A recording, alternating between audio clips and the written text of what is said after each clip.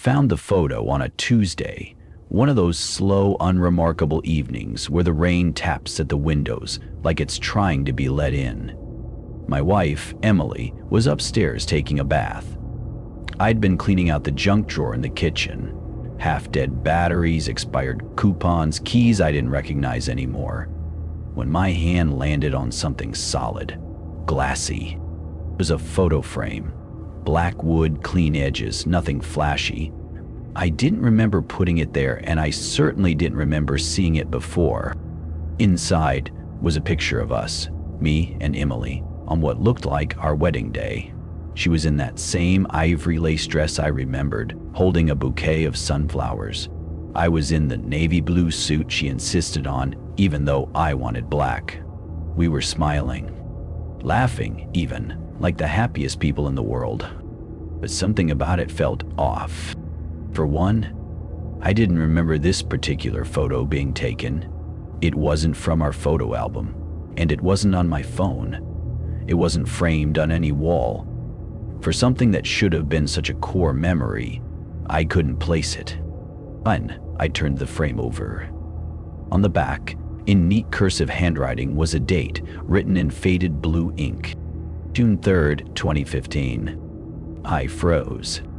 That wasn't our wedding date. We'd been married on June 10th, 2015. I remember it because the date is etched into the inside of our wedding bands. I remember because every year we go out to that overpriced Italian place she loves, and I make the same dumb toast to the best mistake I ever made. She always rolls her eyes and steals the last bite of my dessert. So why did this photo, this perfect, unfamiliar photo, say otherwise? I waited until Emily came downstairs, her hair damp and curling around her shoulders.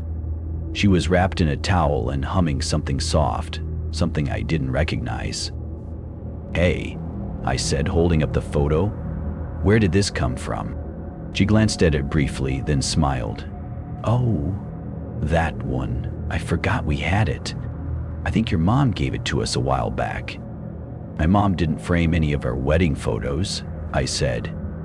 "And it says June 3rd on the back." She blinked at that. "Huh, yeah, that's weird." That was all. No curiosity, no questions. She just set it down on the counter and walked past me, asking if I wanted to order Thai or pizza for dinner. I stared after her, suddenly very aware of how quiet the house had gotten. Later that night, I lay in bed beside her while she read a book. I stared up at the ceiling, trying to remember our wedding day, the actual details. The way her father looked, the song we danced to, who gave the toast. It was like trying to recall a dream after too much time had passed. I remembered it happened, but it was blurry around the edges. The specifics refused to come into focus. "Hey," I said after a while, "do you remember what song we danced to at the wedding?" She looked up from her book. "You mean our first dance?" "Yeah." She tilted her head slightly. "I think it was, wasn't it Ed Sheeran, that one everyone was playing back then?" The other's mouth. "That narrows it down." She smiled. "You're the one with the better memory. You always remember things like that. Only this time, I didn't. And neither did she." That night, as I drifted off, I thought I heard her mumbling in her sleep. I couldn't make out most of it, just fragments, but one line stayed with me. "I never left the car." I turned my head slowly toward her. Her back was to me. She was breathing steadily, deeply, like she was fast asleep. I lay there in the dark, heart pounding in my throat, watching the rain start again against the window. Aware, and I realized something I hadn't wanted to admit earlier. That photo? I wasn't sure that was my wife's handwriting on the back. The next day, I worked from home, mostly just moved files around and sat through meetings I barely listened to. My mind kept drifting back to that photograph. That neat cursive on the back. June 3rd, 2015. Emily didn't bring it up again. She hummed around the house like nothing had happened, like the whole thing wasn't strange at all. But I couldn't shake the feeling that it wasn't right, that something was off. At lunch, I went down to the basement, our makeshift storage area, and pulled out the old memory box we kept. Ticket stubs, anniversary cards, random mementos. I flipped through the contents, looking for anything that confirmed our wedding date. Most of the cards didn't have a year on them. Some weren't even signed. There was a photo strip from a booth, dated 2016, a hotel key card from a trip to Asheville, but no marriage license. No photos with friends in front of the venue. Not even a receipt from the florist she raved about. I was halfway through the box when I found an envelope tucked between two folded napkins. It was from the Mountain Sentinel, the local paper. I pulled out the folded clipping. My stomach dropped. It was an obituary, a real one, printed and stamped with the newspaper's header. Emily Rose Whitaker, 28, of Maplewood, passed away on June 3, 2015, following injuries sustained in a car accident on Route 9. I read it twice, then 3 more times.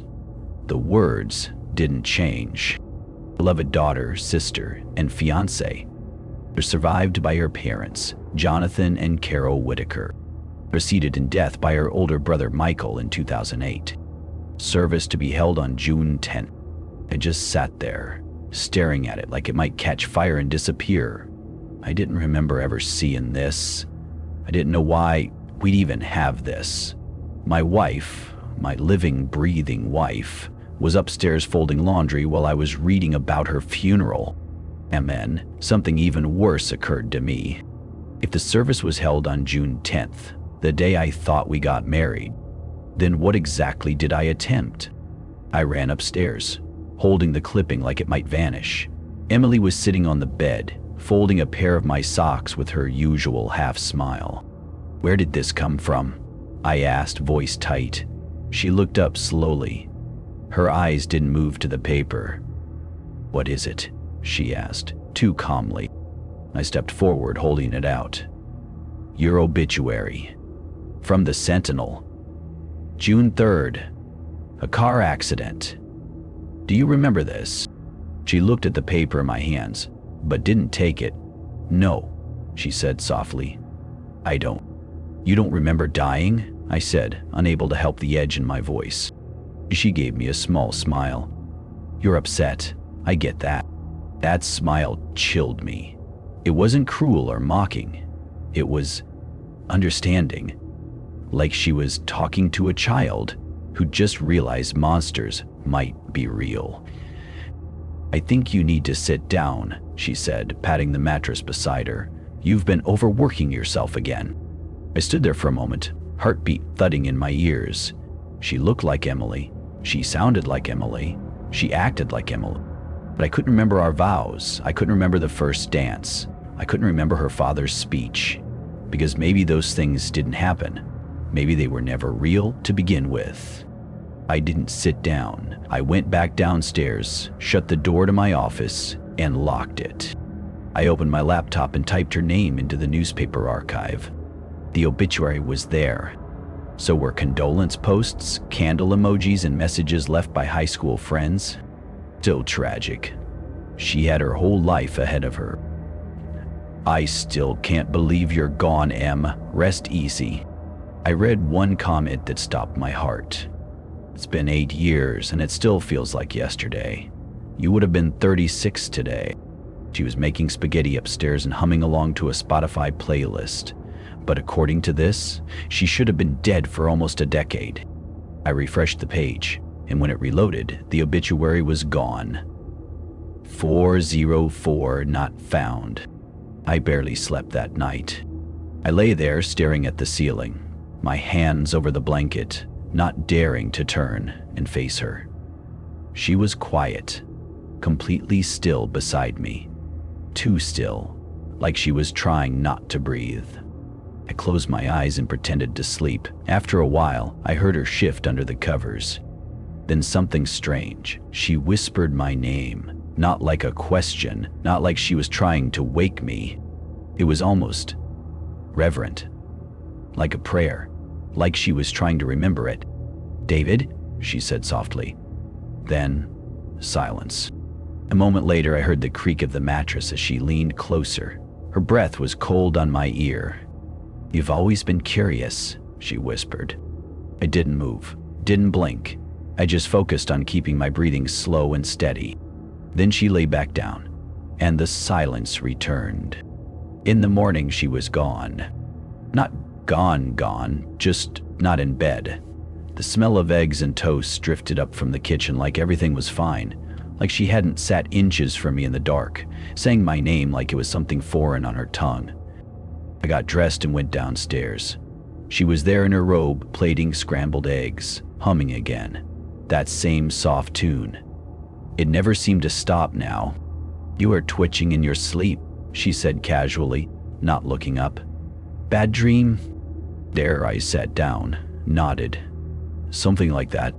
She slid a plate in front of me. "Eat up, you've been so distant lately." There was no sarcasm in her voice, no suspicion, just that smile. Too practiced, too perfect. I didn't eat. I watched her fingers as she poured coffee. No rings. She never wore her wedding band, now that I thought about it. I asked her once, years ago, why she didn't. She said it made her finger itch. Now I wasn't sure she ever had one. Later that day, I called Emily's sister, Lauren. I hadn't talked to her in months, maybe longer. When she picked up, she sounded surprised. "Hey, David, everything okay?" Yeah, all good. Just had a random question for you." I hesitated. "Do you remember our wedding?" A long pause. Too long. She got quiet. I'm at work," she said. "Can we talk later?" "Lauren, were you actually there?" A beat, then a click. She hung up. I stared at the phone for a long time. By the time I looked up, Emily was standing in the doorway. "You're digging again?" she said softly. Not angry, not sad, just resigned. "Come talk to your sister." She nodded. "I know." Of course she did. I stood up, suddenly furious. "What are you? What am I living with?" Her expression didn't change. "I don't remember our wedding," I said. "I don't remember the venue, the food, the vows. I can't find a single photo of it.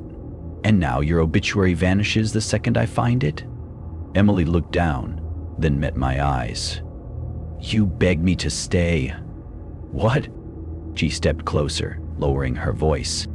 "You were at the hospital, screaming, crying. You said you'd give anything to have me back. You said it wasn't fair." I took a step back. My knees felt weak. "You don't remember that part, do you?" she asked. "No," I whispered. "That's how it works," she said gently. "To make it real, something has to be forgotten." Ugh, I couldn't breathe. She reached out, touched my cheek. "I stayed because you asked, but every year you start to remember. Just a little. It's like rot in the floorboards. It always creeps back in." "What are you?"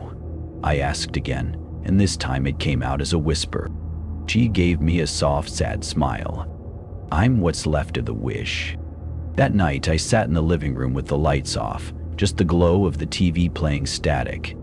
I wasn't watching it, I just needed the sound. The white noise gave me something to focus on that wasn't her. She was upstairs. Or maybe not. I couldn't hear her moving anymore. I was still trying to wrap my head around what she'd said. "I'm what's left of the witch." It echoed, like a bad memory. A phrase spoken in a dream, or something you half heard during surgery, drifting in under the haze of anesthesia. My phone buzzed on the coffee table. Black number. I let it ring. I didn't want to talk to anyone. Not now. But a minute later, it buzzed again. "Same number," I answered, finally, with a dry hello. There was silence. Then, a woman crying. Not sobbing, not loud, just soft, heartbroken weeping. "Hello?" I said again. The crying stopped. Then a voice. It sounded like her, but not the one I'd been living with. It was the voice I remembered from college, the one who used to fall asleep beside me, whispering plans for the future. The real one. "David," she whispered. "You have to let me go." I froze. "Who is this?" "You know who I am. You just don't want to believe it." The line crackled, like old tape. Then, silence. I checked the call history, but there was nothing, not even a record of a missed call. Upstairs, I heard the floorboards creak. She was moving again. I got up, phone still in hand, and crept up the stairs. Every step felt wrong, like the house itself didn't want me going up there. Her voice drifted from the bedroom. She was humming again. That same tune, always that same tune. I stood outside the door, then pushed it open. She was standing at the window, facing away from me. Her arms were by her sides, fingers twitching like she was playing piano on invisible keys. "You were on the phone," she said without turning. "Who was I talking to?" She didn't answer. I heard her voice. "It wasn't yours, but it was you. The real you." Still, she didn't turn. "You were supposed to forget," she said finally. Quiet, cold. "You keep saying that." She turned then, and something shifted. Her face was the same eyes, same mouth, same scar above her left eyebrow, but the expression wasn't right. It was like something had studied her face and built a version from memory, a really good version, but not her. "You promised," she said. "I didn't promise anything." "Yes, you did, at the edge of the hospital bed. You said you'd give anything to keep me, and you did. You gave the only thing that mattered." "What was that?" She smiled. "The truth." She stepped closer, the floorboards creaking under her bare feet. "We made a deal, David. You live the life you wanted. You get the illusion, but in return you forget. You don't ask, you don't search, you let it be." I stepped back. My hand touched the wall. Something cold ran down my spine. But it coming back now. She tilted her head. "Some memories are heavier than others. Anniversaries. They drag things up, bubbles that rise to the surface." "Anniversary?" She nodded. "June 10th. Dad stopped me. Our wedding anniversary was in November. November 12th. We had pictures from that trip to Asheville. The leaves, the mountain air." "Right." I opened my phone, scrolled through old photos. There were pictures, cake, mountain views, a white dress, but none of them had her face. Blurred, turned away, covered by her hair, every single one. My hands were shaking. "June 10th, she said again, softly now. "That wasn't our wedding." My throat was dry. "Then, what was it?" She didn't answer. Instead, she walked over to the nightstand and pulled open the drawer. She took something out and held it toward me. A small, laminated card. The kind they give out at funerals. My heart dropped into my stomach. There was a photo at the top. Her photo, clear, bright, smiling. The real her. Below that, Emily Grace Langston, beloved daughter, sister, and wife. Born May 3rd, 1986. Died June 10, 2015. She said it gently on the bed. "I'm not her," she whispered. "I never was." I stared at the card. My mind couldn't make sense of it, even though my body seemed to understand what I was seeing. It was her, but it wasn't.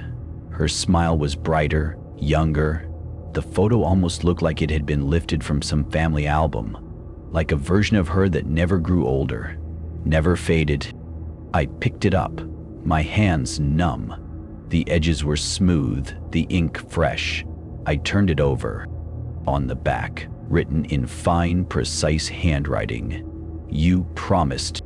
My pulse raced. I blinked, rubbing my eyes, and then I realized the handwriting was mine.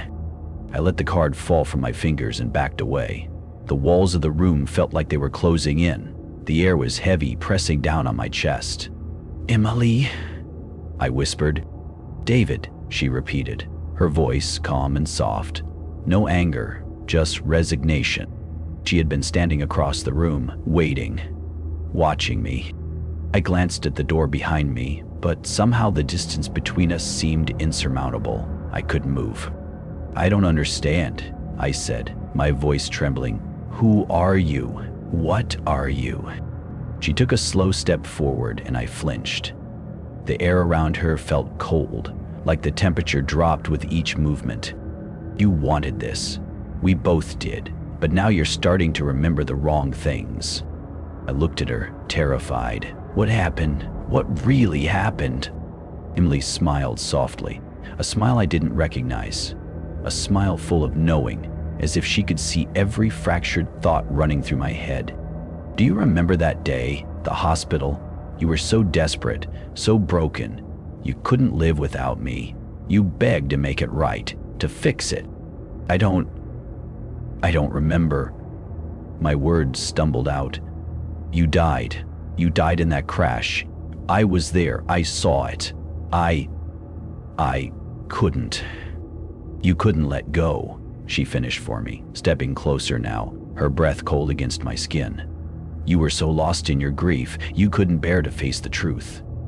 You didn't want to live without me, so you made a deal." I stumbled back, the room spinning. "A deal?" Her eyes softened, like she was almost pitying me. "You said you'd do anything to have me back. And so you did. You erased everything you knew. Your memory of me, your memory of the real me.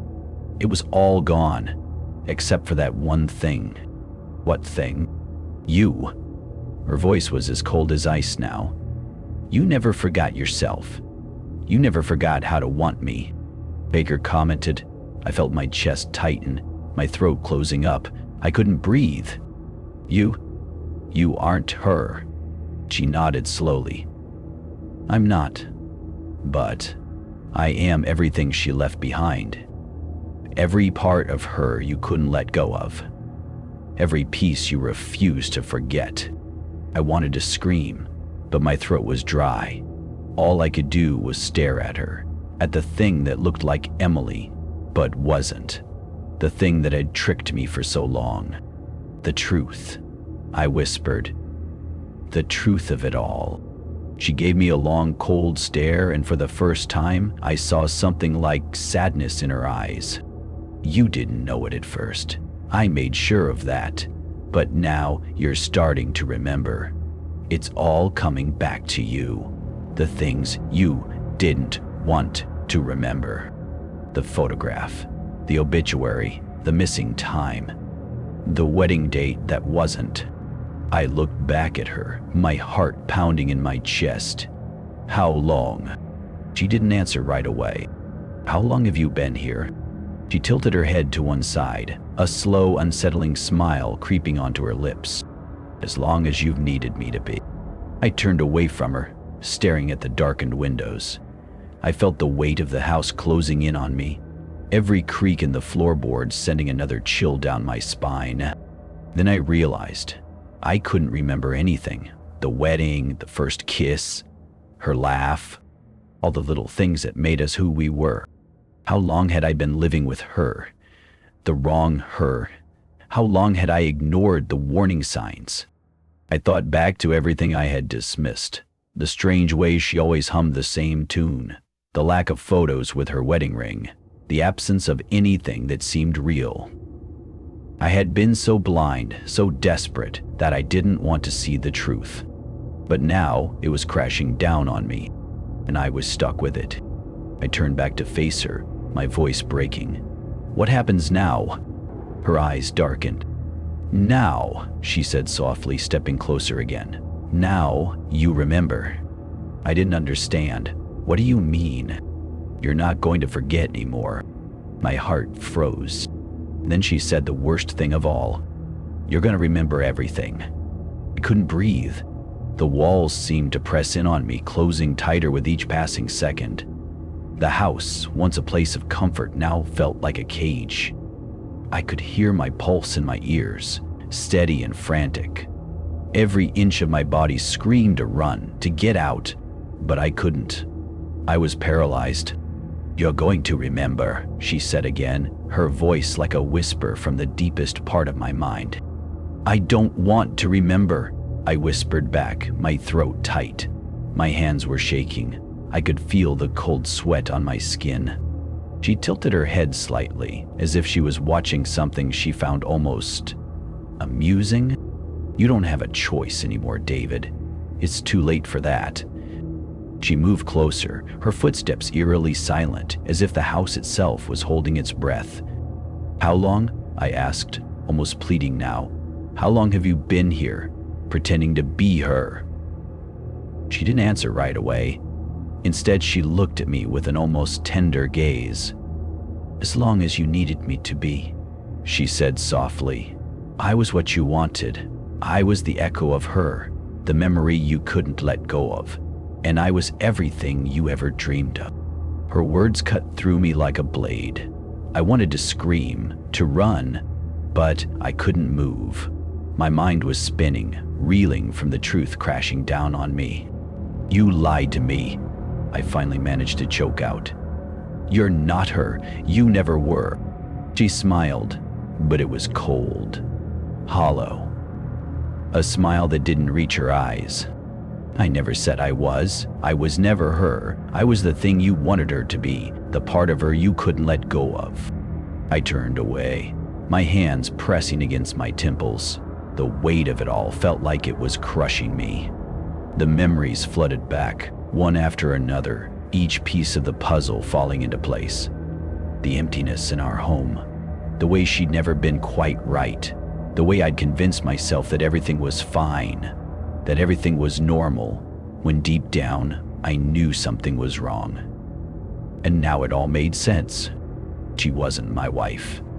She was a creation, a replacement, the wish I had made when the real Emily, my Emily, was taken from me. "I couldn't let you go," I whispered to myself as much as to her. "I couldn't live without you. I begged for you to come back." "Exactly," she replied, her voice low and almost comforting. "You begged. You couldn't live with the thought of losing me, so you didn't. And now, here I am." I couldn't look at her. My vision blurred as tears welled up in my eyes. "What do you want from me?" Her expression softened and she stepped closer until she was standing just a few feet away. I could feel her presence like a cold wind in the room. "I don't want anything," she said, her voice almost sad. "I just want you to understand, to see what you've done. You asked for this. You made this choice." I shook my head, but the more I thought about it, the more it became clear. She hadn't chosen this. I had. My grief, my desperation. I had created her. I had made her the only thing left of my wife, the only piece of her I couldn't bear to lose. "Why now?" I asked, my voice raw. "Why is it all coming back now? Why are you showing me?" Her eyes flickered. "Because the truth always comes back. You can't outrun it forever. You're finally starting to see through the cracks in the illusion. You're starting to remember. And when you remember, the illusion will break." My mind raced. The anniversary. June 10th. It wasn't just the day she died. It was the day I had sealed my own fate. The day I had made the wish that started it all. The day I promised I would never let go. "The anniversary," I whispered, almost to myself. "The anniversary of your death." "Not of her death," she corrected gently. "Of the day I came into being." I turned to face her, a hollow feeling gnawing at me. "You're a thing." She didn't flinch. "I'm a creation, a shadow of what you lost. I'm everything you needed me to be." I stared at her. "And what am I supposed to do now? Live like this forever? Pretend?" "No," she said softly. "You have a choice." "A choice." She nodded, her eyes meeting mine, deep and searching. "You can remember. You can face the truth. You can walk away from the illusion. But you'll lose me forever." I swallowed, the weight of her words sinking in. If I faced the truth, if I let go of the illusion, she would disappear. The last part of Emily, the part I couldn't let go of, would vanish. But if I didn't, if I kept living in this lie, then I would never be free. I closed my eyes, feeling the weight of my decision pressing down on me. And then I opened them. I'm ready. Her smile softened, just a little, but there was something in her eyes that I couldn't place. Something both sad and satisfied. Good, she whispered. And then, for the first time in what felt like forever, the room went silent. The sound of the world outside stopped. The ticking of the clock on the wall faded into nothing. The air grew heavy, like the house was holding its breath. Goodbye, she whispered. And with that, she was gone. There was no explosion, no dramatic shift. One moment she was there, and the next she wasn't. It was like she had never been, like she had been nothing but a dream. I stood there, in the silence, feeling the weight of the truth wash over me. And for the first time in years, I was alone.